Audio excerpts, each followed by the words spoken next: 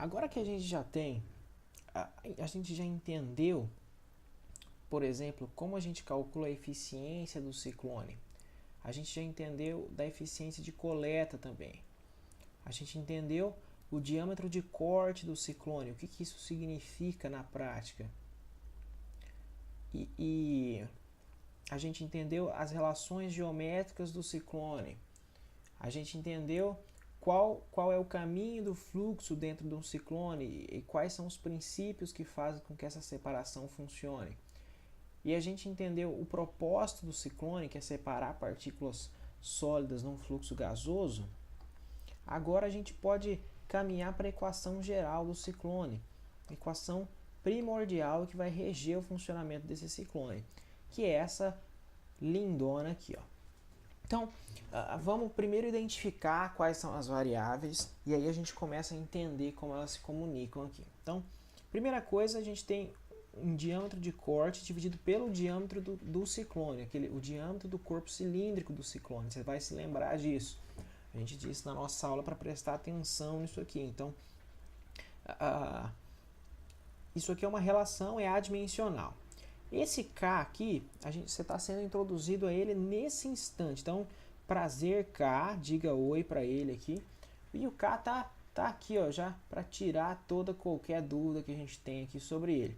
O K é um parâmetro empírico determinado a partir de experimentação e que vai variar em relação ao tipo de ciclone que você tem. Como a gente está focando em trabalhar nos ciclones Leipold e Starman, então eu só trouxe o K do Leipold e do Starman aqui.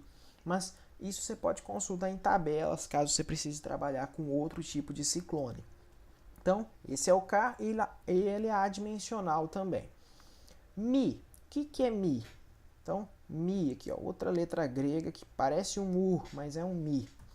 O Mi é viscosidade do gás em que esse ciclone tá sendo operado. Então, lembre-se que a viscosidade ela tem uma relação de dependência aqui bem forte com a temperatura. Então, com a temperatura e com a pressão. Então, toma cuidado assim. Na hora de consultar a viscosidade, pesquisar lá na Wikipédia, viscosidade do ar, lembra que ela tem que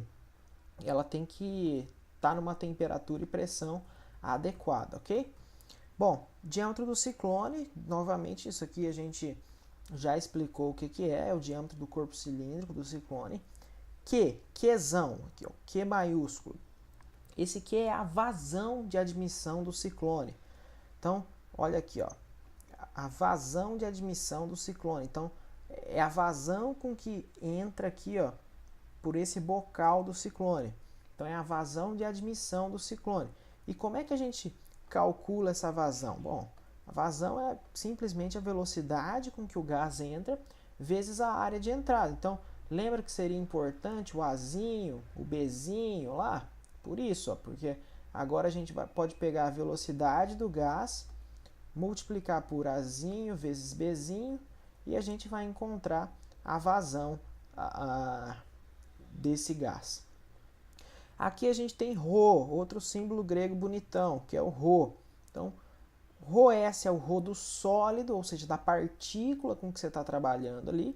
E desde o início, lembra que a gente começou lá falando que a gente estava com partículas de ferro? Então, a gente fez isso para simplificar a nossa análise, porque aqui a gente está falando do Rho da partícula. Então, se a gente tivesse partículas de várias densidades diferentes, ia complicar bastante a nossa análise. Então, por enquanto, vamos continuar falando só sobre uma distribuição de um particulado homogêneo aqui. Densidade, essa densidade, esse ρ aqui, que não tem o S subscrito, essa densidade aqui é a densidade do ar. Densidade do ar. Essa aqui é a densidade de S de sólido, essa aqui é do ar. Tudo isso elevado a meio. Então, isso aqui, a gente acabou de definir cada variável aqui da nossa equação. Então agora, já que a gente já definiu, é hora de entender como é que essas coisas conversam aqui entre si. Então, primeiramente, vamos entender isso aqui, ó. Isso aqui é o diâmetro de corte, não é? Então, se um diâmetro de corte ele está muito pequenininho, então um diâmetro de corte bem pequenininho, significa que esse ciclone ele consegue separar partículas muito pequenininhas lá. Então, quanto menor o diâmetro de corte, mais o ciclone consegue capturar partículas pequenas. Então, se a gente passar o DC para esse outro lado aqui, ó, então, se a gente tirar o DC daqui, tira o DC daqui, passa multiplicando esse DC aqui, ó, a gente começa a entender mais ou menos como é que o ciclone funciona. Então, se a gente quer que esse ciclone colete partículas cada vez menores, então a gente tem que perceber que aumentar o diâmetro do cilindro, se a gente aumenta o diâmetro do cilindro do ciclone, a gente também aumenta esse D asterisco. Então a gente começa a coletar partículas maiores.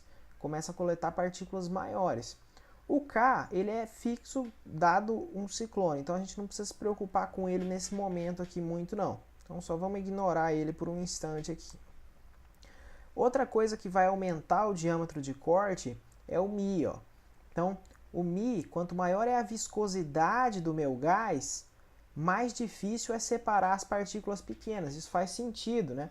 Então, imagina se eu tiver com um gás bem viscoso ali, ele vai começar a dificultar essa separação de partículas muito pequenininhas ali, então faz sentido. Agora, coisas que favorecem eu estar com um diâmetro de corte pequenininho ali, então separar partículas bem pequenininhas.